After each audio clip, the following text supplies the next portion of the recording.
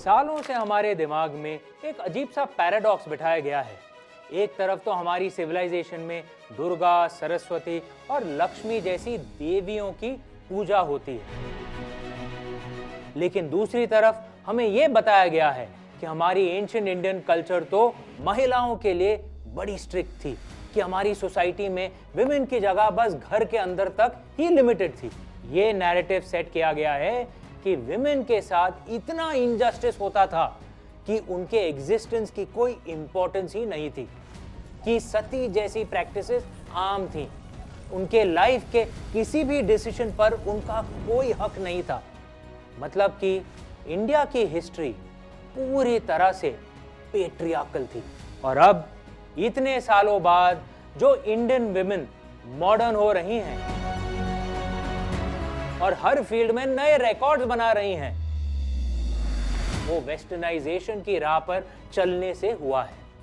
ये मॉडर्निटी, ये कॉन्फिडेंस सब वेस्ट की देन है, ऐसा हमें बताया गया है।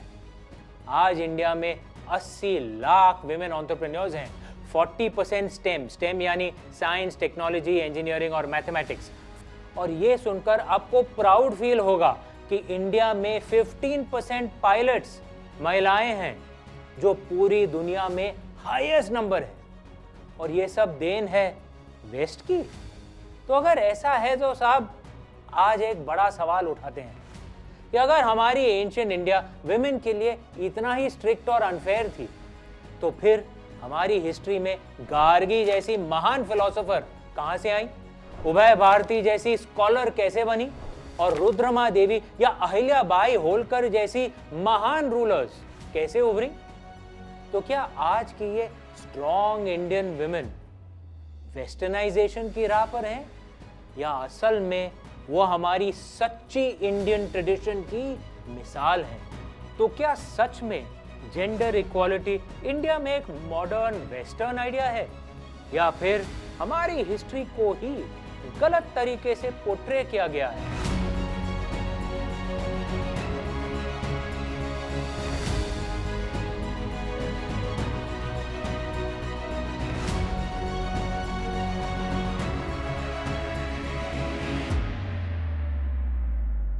Welcome to infinite India, the Bharatiya way. एक ऐसी सीरीज जो मिथ्या को तोड़ती है, स्पेकुलेशन को साइड में रखती है और हमें याद दिलाती है कि हम कौन थे और हम कौन हैं। हमें बार बार यही पट्टी पढ़ाई जाती है कि जेंडर इक्वालिटी तो एक मॉडर्न कॉन्सेप्ट है जो वेस्ट से इंडिया आया। मतलब अगर आप मेन और विमेन को इक्वल मानते हैं तो आपकी सोच वेस्टर्नाइज्ड है।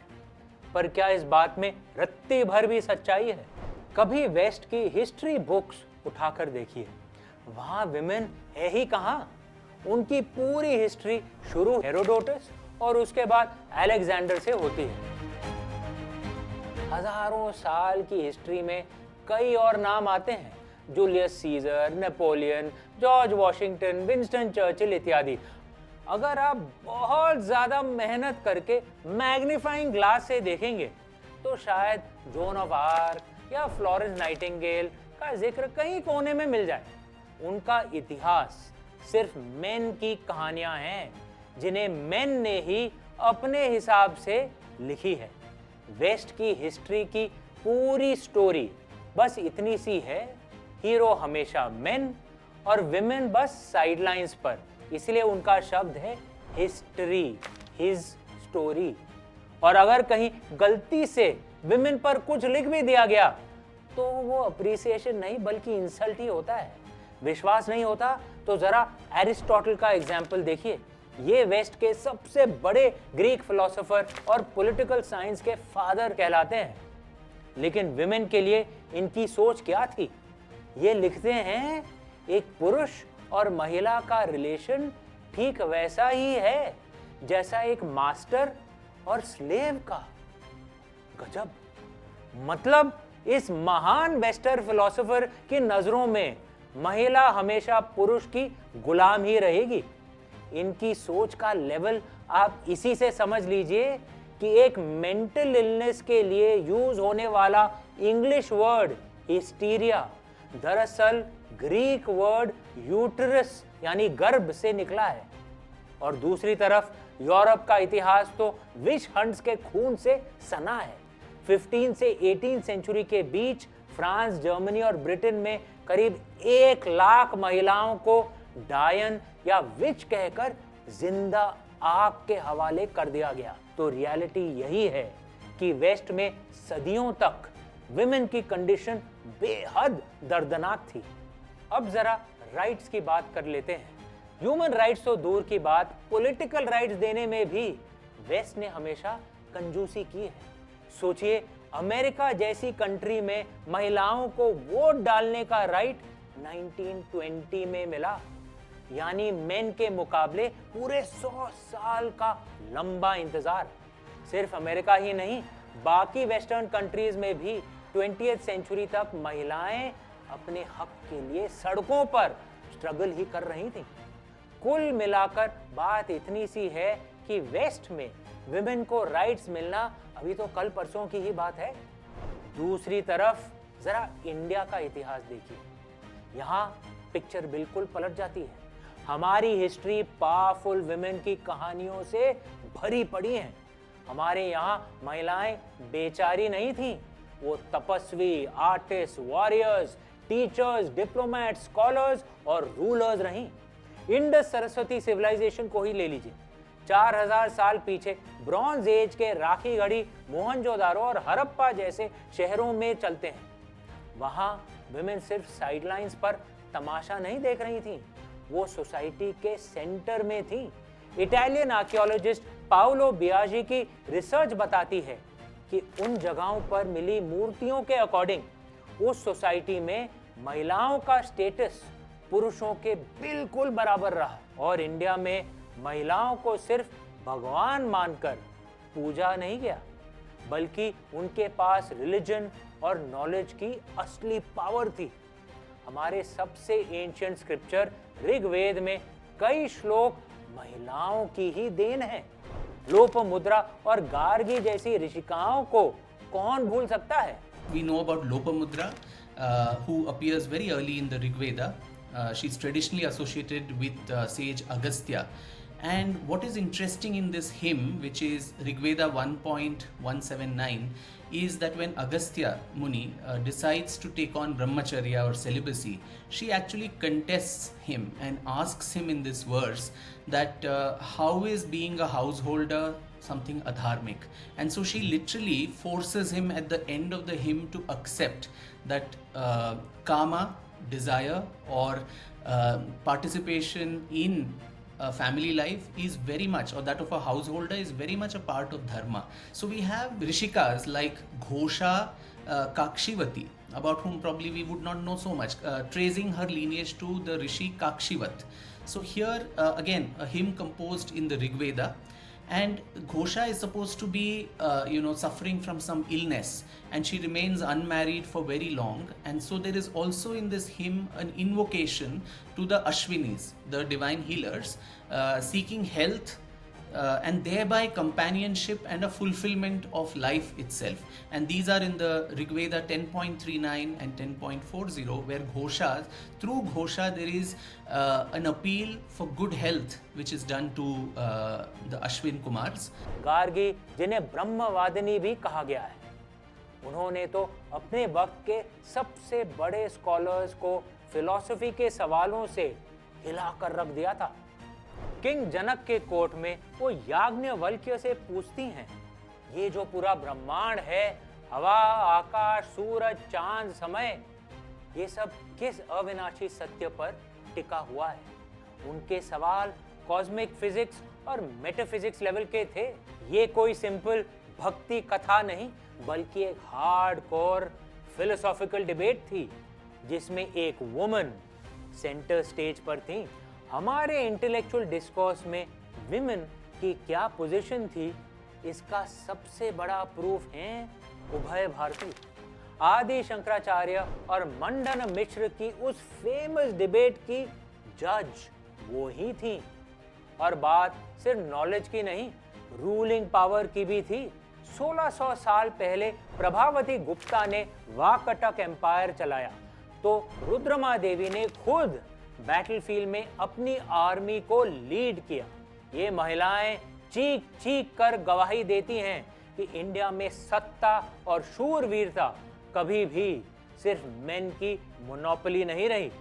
महिलाएं तलवार उठाना भी जानती थीं और राजपाट चलाना भी। और इतिहास गवाह है, ये बात 100% सच है। महिला की ताकत को कोई रोक नहीं सकता। वो जो चाहे कर सकती है, जो चाहे अचीव कर सकती है। बात चाहे आज के 21st सेंचुरी की हो या हजारों साल पुराने एंशिएंट इंडिया की, उसकी अथॉरिटी हमेशा से अटल थी और अटल रहेगी। कुछ लोग कह सकते हैं कि भाई ठीक है, एक आध रानियां शक्तिशाली रही होंगी, ये तो बस एक्सेप्शन है। पर नहीं साहब, इंडिया की हिस्ट्री में राज करने या युद्ध लड़ने वाली महिलाएं कोई एक्सेप्शन नहीं थी। ये हमारी सोसाइटी की एक नॉर्मल प्रैक्टिस थी। और ये बात सिर्फ हम नहीं कह रहे, फॉरेन ट्रैवलर्स भी इसकी गवाही देते हैं। पुर्तगाल से आए ट्रैवलर डोमिंगो पेस को ही पढ़ लीजिए। वो साफ लिखते हैं कि इंडिया में महिलाएं पूरी शान से अपने नाम पर स्टेट का एडमिनिस्ट्रेशन चलाती थीं। पेस ये देखकर हैरान थे कि यहाँ की महिलाएं पुरुषों के ही इक्वल परफेक्शन के साथ ट्रम्पेट बजाती थी, अखाड़े में कुश्ती लड़ती थी और बैटलफील्ड में बेहतरीन तलवारबाजी भी करती थी। 17वीं शताब्दी में छोटे छोटे गांव की महिला अध्यक्ष, उनमें इतनी हिम्मत थी कि उन्होंने पोर्चुगीज को 2 बार युद्ध में हराया। और एक का नाम था, Portuguese to call her spice queen, और दूसरी महिला का नाम था पेपर क्वीन। ये नाम पोर्चुगीज ने उन महिलाओं के लिए बनाए थे, pepper queen and spice queen, क्योंकि they controlled a lot of spice trade in that area. So not only politics but trade के ऊपर उनका कितनी पकड़ थी, उनको कितना अध्ययन किया था उन्होंने कि भाई ये स्पाइस ट्रेड और पेपर ट्रेड हमारे हाथ से नहीं जानी चाहिए। और बात सिर्फ स्वॉर्ड्स की नहीं, एजुकेशन की भी थी। एजुकेशन सेक्टर में भी महिलाओं ने अपना इम्पैक्ट छोड़ा है। क्या आपको पता है कि वल्लभी में एक पूरी की पूरी एंशिएंट यूनिवर्सिटी की एस्टैब्लिशमेंट ही एक महिला ने की थी। चाइना से आए ट्रैवलर ह्यून सैंग अपनी राइटिंग्स में बताते हैं कि सम्राट अशोक की बेटी संघमित्रा और राजा हर्षवर्धन की बहन राज्यश्री उस टाइम की सबसे फेमस स्कॉलर्स में गिनी जाती थी। अब एंशिएंट इंडिया तो महान था, लेकिन अक्सर ये कहकर नैरेटिव सेट कर दिया जाता है कि मेडिवल पीरियड आते आते तो इंडिया की महिलाएं पूरी तरह से वीक और बेचारी हो गई थी। हाँ, ये सच है कि लगातार होते फॉरेन इन्वेजन्स और सोशल डिक्लाइन के कारण मेडिवल पीरियड को इंडिया में महिलाओं के लिए एक डार्क एज माना जाता है, ये मानना पड़ेगा। लेकिन इस घोर अंधेरे में भी भारतीय नारी की ताकत का सूरज अस्त नहीं हुआ था। उस टफ टाइम में भी महिलाओं ने घुटने नहीं टेके। जरा मराठा रानी ताराबाई का इतिहास देखिए। उन्होंने मुगलों की विशाल आर्मी को लोहे के चने चबा दिए और औरंगजेब के सामने जबरदस्त रेजिस्टेंस दिखाया। और ऐसा नहीं कि पावर सिर्फ हिंदू रानियों के साथ में थी। भोपाल की बेगमों का रुतबा देखिए। उन्होंने लगभग 100 साल तक रूल किया और पूरी शान के साथ औरतों ने खुद को नवाब कहलवाया। उधर चांद बीबी ने भी अपनी पूरी ताकत से अहमदनगर के किले को दुश्मनों से डिफेंड किया। साउथ इंडिया में रानी मंगमल हो या मालवा में अहिल्याबाई होलकर, इन रानियों ने दुनिया को सिखाया कि एक सक्सेसफुल स्टेट कैसे चलाया जाता है। अहिल्याबाई होलकर ने तो अपनी कैपिटल इंदौर को उस टाइम के सबसे रिच सिटीज में से एक बना दिया था। उन्होंने सिर्फ रूल नहीं किया, बल्कि लोगों के लिए एजुकेशन सिस्टम्स की पूरी व्यवस्था खड़ी कर दी। वो अपनी चैरिटी के लिए इतनी फेमस थी कि उन्होंने पूरे इंडिया में धर्मशालाओं और स्कूलों का जाल बिछा दिया। और उनका सबसे बड़ा, सबसे हिस्टोरिक काम इन्वेडर्स द्वारा तोड़े गए हमारे एंशिएंट टेम्पल्स का रिकंस्ट्रक्शन करवाना, जिनमें से सबसे नोटेबल और भव्य एग्जाम्पल है वाराणसी का बाबा काशी विश्वनाथ मंदिर। सच बोलें तो वो सिर्फ एक रानी नहीं, अपने आप में एक पूरा इंस्टीट्यूशन थी। But I think the problem came with the manner in which we saw our past, where only these negatives were overemphasized. The very fact that a Swayamvara or you choose your own, husband or partner, gave the woman a lot of agency as to whom she wanted to spend the rest of her life with. इन सब बातों पर गौर करें तो फिर एक बहुत बड़ा question उठता है, अगर एंशिएंट इंडिया में महिलाओं की कंडीशन इतनी शानदार थी तो फिर उनके राइट्स का डाउनफॉल कैसे हुआ? यह गिरावट आई कहां से? कई स्कॉलर्स इसका सीधा जवाब देते हैं, फॉरेन इन्वेजन्स। सबसे पहले तो हमें यह समझना होगा कि हमारे मेन इन्वेडर्स, चाहे वो तुर्क हों या अंग्रेज, वो विमेन को मेन के इक्वल नहीं मानते थे। दरअसल उनकी माइंडसेट में महिलाएं कोई इंसान नहीं बल्कि पुरुषों की प्रॉपर्टी थी, और शासन के साथ साथ उन्होंने अपना यही घिनौना माइंडसेट भारतीयों पर भी थोपने की कोशिश की। दूसरी ओर सबसे बड़ी बात, हिस्ट्री गवाह है कि कोई भी सोसाइटी जब लंबे समय तक एक्सट्रीम वायलेंस फेस करती है तो वो अपने आप पेट्रियार्कल यानी पितृसत्तात्मक बन जाती है। फिर सेफ्टी के नाम पे महिलाओं को घरों में रिस्ट्रिक्ट कर दिया जाता है। ठीक ऐसे ही आज के मॉडर्न सीरिया और कुर्द सोसाइटीज के साथ भी हुआ है। एग्जाम्पल के तौर पर आप जरा इंडिया के मैप पर गौर कीजिए। प्राचीन भारत में जिन जगहों पर सबसे ज्यादा फॉरेन इन्वेजन्स और खूनी हिंसा हुई, आज वही सबसे ज्यादा पेट्रियार्कल हैं, जैसे नॉर्थ वेस्ट इंडिया और पाकिस्तान का इलाका। और जहां वायलेंस का असर कम रहा, जैसे नॉर्थ ईस्ट और साउथ इंडिया, वहां पेट्रियार्की भी कम है।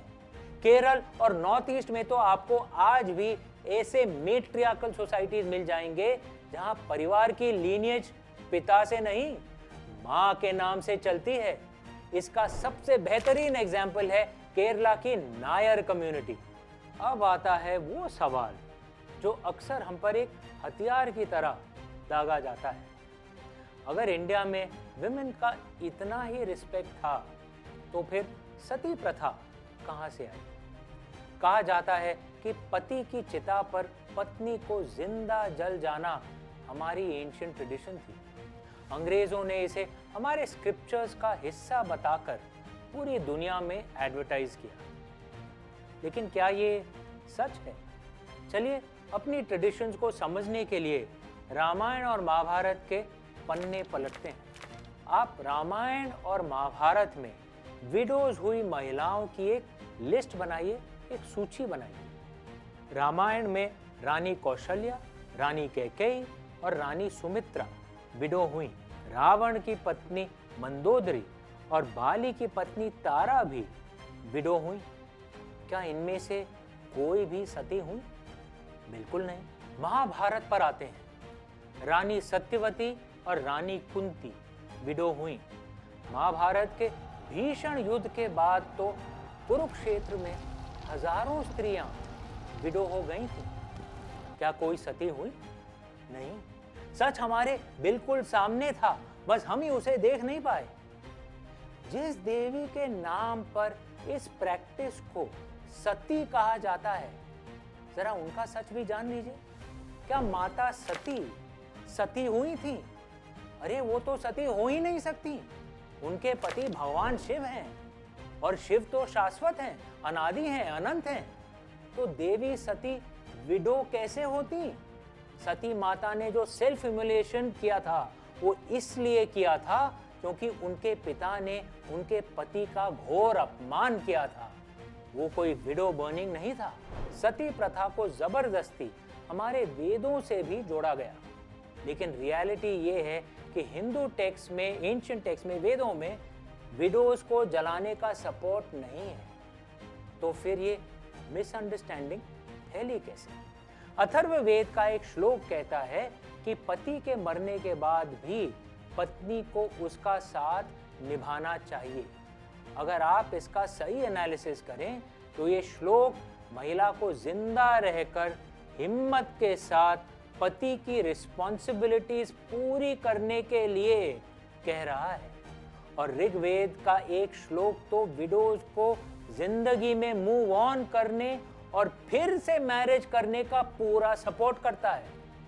देखा आपने, गलत ट्रांसलेशन का सहारा लेकर इंडिया को कितना बदनाम किया गया। जर्मन ओरिएंटलिस्ट मैक्स म्यूलर भी मानते हैं कि इस गलत ट्रांसलेशन से इंडिया का कितना भारी नुकसान हुआ। उन्होंने खुद लिखा था कि भारत का defamation was based on the authority of a passage which was mangled, mistranslated and misapplied. तो फिर सती और जौहर जैसी प्रैक्टिसेस आई कहां से? पद्मश्री प्रोफेसर मीनाक्षी जैन बताती हैं कि इन प्रैक्टिसेस ने मेडिवल पीरियड में जन्म लिया। ये हमारे कोर कल्चर का हिस्सा नहीं थी, बल्कि फॉरेन इन्वेडर्स की बर्बरता और क्रूरता के खिलाफ एक डिफेंसिव रिस्पॉन्स थी। उन हॉरिफिक सिचुएशंस में अपनी डिग्निटी और आइडेंटिटी बचाने के लिए महिलाओं ने ये एक्सट्रीम स्टेप्स उठाए। जरा सोचिए, क्या यज़दी महिलाएं आईसिस टेररिस्ट की सेक्स स्लेवरी से बचने के लिए सुसाइड नहीं कर रही थीं? ये बिल्कुल वैसा ही था। प्रोफेसर जैन ये भी बताती हैं कि 19वीं सेंचुरी में अंग्रेजी क्रिश्चियन मिशनरीज ने भारतीयों को बार्बेरिक यानी जंगली साबित करने के लिए सती प्रथा को बहुत एग्जैजरेट करके दुनिया के सामने पेश किया। रियलिटी में बहुत कम महिलाएं सती होती थीं और उसे एक एक्सेप्शन ही माना जाता था। लेकिन अंग्रेजों ने इसे ऐसे प्रोजेक्ट किया जैसे हर हिंदू महिला को जबरदस्ती जलाया जाता हो। उनका सीधा सा मोटिव था लोगों को हिंदू धर्म से दूर करना। वैसे इंडिया को बदनाम करने के लिए अंग्रेजों ने सिर्फ सती का ही सहारा नहीं लिया, उन्होंने हमारी जगन्नाथ रथ यात्रा के बारे में भी झूठ फैलाया कि हिंदू मोक्ष पाने के लिए जानबूझकर भगवान के रथ के पहिए के नीचे आ जाते हैं और मर जाते हैं। हम सब जानते हैं कि ये कितना बड़ा झूठ है, लेकिन अंग्रेजों ने इस फेक स्टोरी से इंग्लिश में एक नया वर्ड ही गढ़ दिया, जगरनॉट। आपने शायद शब्द सुना भी होगा, जगरनॉट, जिसका मतलब है कि ऐसी अनस्टॉपेबल फोर्स जिसके नीचे आकर लोग कुचले जाते हैं। यानी कि बेस्ट तरीका है कि लोकल इंडिजिनस लोगों के कल्चर को बुरा दिखाओ, उन्हें अनसिविलाइज साबित करो, ताकि तुम अपने कॉलोनियल रूल को जस्टिफाई कर सको। यही अंग्रेजों और यूरोपियन कंट्रीज की स्टैंडर्ड प्रैक्टिस रही है। उन्होंने पूरी दुनिया में यही किया। लेकिन वो कहानी फिर कभी। अब एक आखिरी और सबसे चुभने वाला सवाल, आज के दौर में महिलाओं के खिलाफ जो हॉरिफिक क्राइम्स जो हो रहे हैं उसके बारे में हम क्या कहें? ये क्राइम सिर्फ शेमफुल नहीं है, बल्कि हमारी सिविलाइजेशन पर एक धब्बा है। सबसे पहले तो हमें अपने क्रिमिनल जस्टिस सिस्टम को पूरी तरह से फिक्स करना होगा।